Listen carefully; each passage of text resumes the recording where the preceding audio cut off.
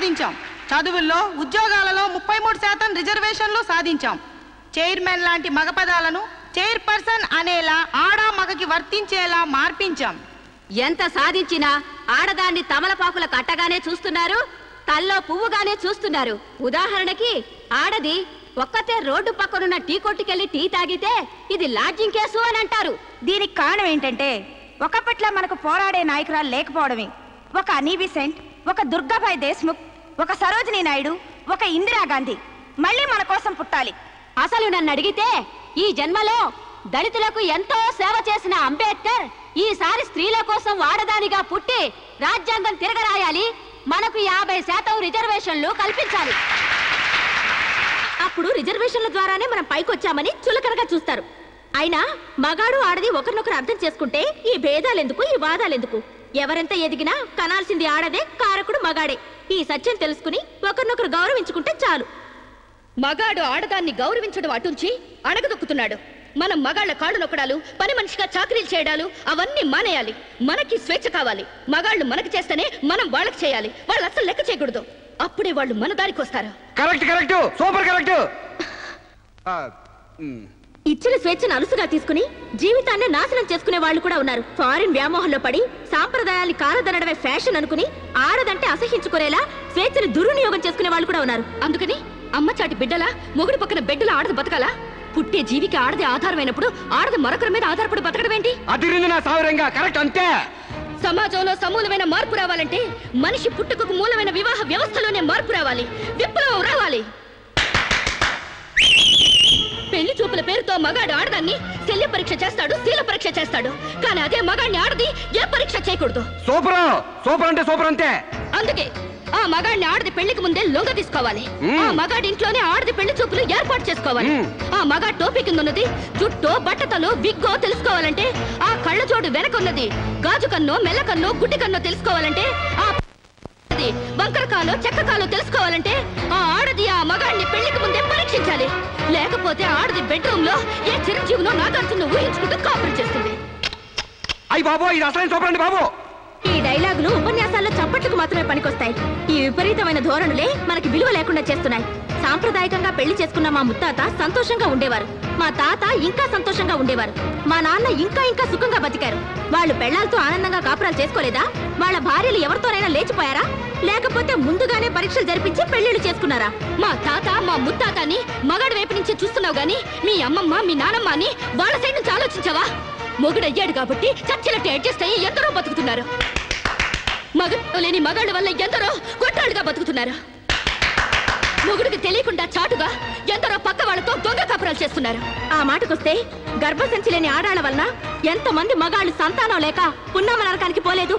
అందవిహీనమైన భార్యలతో ఎంతమంది మగాళ్ళు అడ్జస్ట్మెంట్ లైఫ్ అనుభవించడం లేదు? వాళ్ళంతా వాళ్ళ పెళ్లాల్ని వదిలేయాలనేనా నీ ఉద్దేశం? అందుకే పెళ్లి చూపుల ఆచారాల్ని పూర్తిగా మార్చేయాలని గొంతు తెచ్చుకునేది. ఎండ కాస్తుంటే గొడుగేసుకోవాలి గాని ఆకాశానికి అడ్డు కడతావా? సూర్యుని పగల కొడతావా? అంతకన్నా వెర్ర ఆలోచన మరొకట్లేదు. మగాళ్ళలో మార్పు కోసం పవిత్రమైన ఆ పెళ్లి ఆచారాన్ని నాశనం చేసుకుంటావా? కాన్పు ముందు నొప్పులు, మార్పు కోసం కష్టాలు తప్పవు.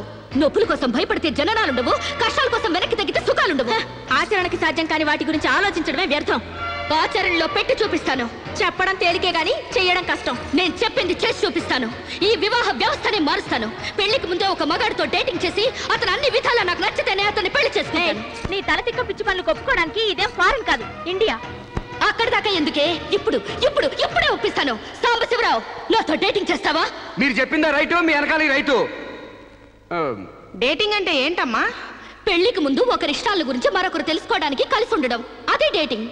ఇదేంటిది కొత్తగా ఉంది? ఇది కొత్తగా నేను కనిపెట్టిందేం లేదు.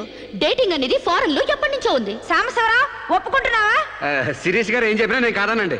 చూసావా, అప్పుడే మార్పు తేవడం స్టార్ట్ చేశాను. అంటే పెళ్లికి ముందే మీరు ఒకే ఇంట్లో కాపురం చేస్తారనమాట, ఒకరి పక్కన ఒకరు పడుకుంటారనమాట, ఒకరింగిలో ఒకరు తింటారనమాట. ఆఫ్ కోర్స్, మేమిద్దరం 6 నెలల పాటు ఒకే ఇంట్లో ఉంటాం. ఆ తర్వాత ఒకళ్ళొకళ్ళు ఇష్టపడితే పెళ్లి చేసుకుంటాం, లేకపోతే విడిపోతాం. విధవకి బొట్టు పెట్టాలన్నంత సులభం కాదు ఈ పని. ఇంతమంది ముందు నోటికొచ్చినట్లు వాగి ఇప్పుడు పరువు పోతుందన్న తాపత్రయంతో సరే అంటున్నావు. ఆ తర్వాత నేనెప్పుడన్నానంటే కావాలంటే అగ్రిమెంట్ మీద సైన్ చేస్తాను. కస్తూర్బాయ్ గారు, అగ్రిమెంట్ రెడీ చేయండి. పెళ్లి పేరుతో ఒకరంటే ఒకరు పడక ఒకే కప్పు కింద అయిష్టంగా కాపురం చేసే ఎంతో మందికి మా కలయికి ఒక చెంపదెబ్బ కావాలి. భారతీయ భారతీయ వివాహ వ్యవస్థకే కనువిప్పు కావాలి.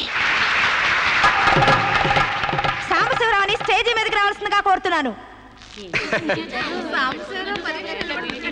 పండించేది వరి, పుట్టింది ఈస్ట్ గోదావరి. శిరీషమ్మ గారు చెప్పింది చాలా కరెక్ట్. పెళ్లికి ముందే మగాడిని టెస్ట్ చేసి పెళ్లి చేసుకోవాలి. ఎందుకంటేనండి, సపోజ్ నేను ఉన్నానండి, నాకు చాలా పర్సనాలిటీ ఉంది, మంచి దమ్ము ఉంది, మీసం ఉంది, బాడీ కూడా ఉంది. మరి లోపలికి వెళ్తే నాకు మగతనం ఉందో లేదో మీరు ఎవరైనా చెప్పగలరా? నా నరాల్లో కరెంట్ ఉందో లేదో మీరు చెప్పగలరా? కాబట్టి మేడం గారు చెప్పిన డేటింగ్ పెళ్లికి నా ఓటు ముద్ర. జై మేడం, జై జై మేడం, జై మేడం, జై జై మేడం, జై జై మేడం, జై జై మేడం. పెళ్లికి ముందు ఇద్దరు కలిసుండి ఒకరినొకరు ఇష్టాయిష్టాలను తెలుసుకుని 6 నెలల కాల పరిమితి దాటిన తర్వాత నచ్చితే పెళ్లి చేసుకుంటాం, లేదంటే విడిపోతాం. డేటింగ్ అనబడే ఈ ప్రక్రియను మేమిద్దరం స్టేజీ మీదున్న పెద్దల సాక్షిగా, సభలోని జనాల సాక్షిగా సమ్మతిస్తున్నాం. సంతకాలు పెట్టండి.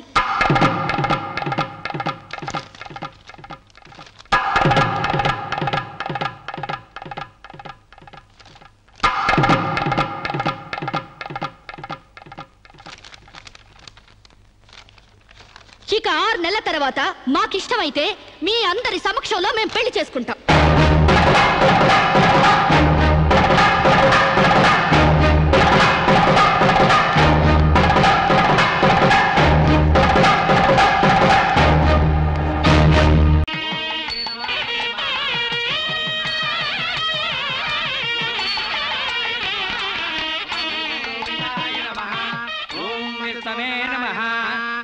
ప్రేత పిండ ప్రధానే చదువుతున్నది తద్దిన మంత్రం. ఇది పెళ్లి. ఈ దిక్కుమాలిన పెళ్లికి రావాల్సింది అసలు మనం కాదయ్యా, మంత్రసాం. ఏ నిమిషంలో పురుటి నొప్పులు వచ్చేస్తాయో ఏమో.